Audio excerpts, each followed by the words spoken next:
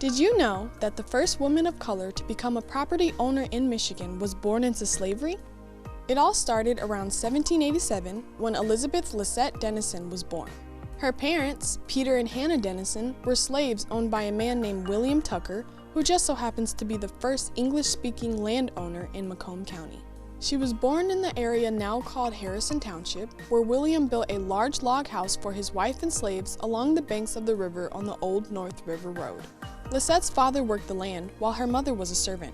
In 1805, William Tucker died, but left in his will that his wife Catherine and slaves Peter and Hannah were to be freed, but not his slaves' children, which in this case would be Lisette and 5 of her siblings. Catherine bonded Peter and Hannah to Elijah Bush in Detroit, and by 1807, the Denisons sued Catherine for 4 of their children while represented by Bush.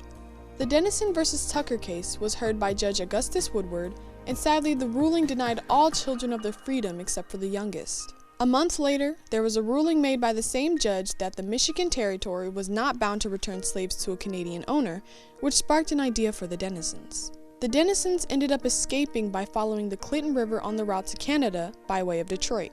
After finding a home in Canada, they were able to return to Michigan Territory sometime around 1812 as free people. Lisette worked for some of Detroit's most powerful families and invested in stocks and real estate while owning her own home. Lisette passed away in 1866, but left money for her nieces and nephews and about $1,500 for a church to be built in her name for whites, blacks, the poor, and the rich to worship together.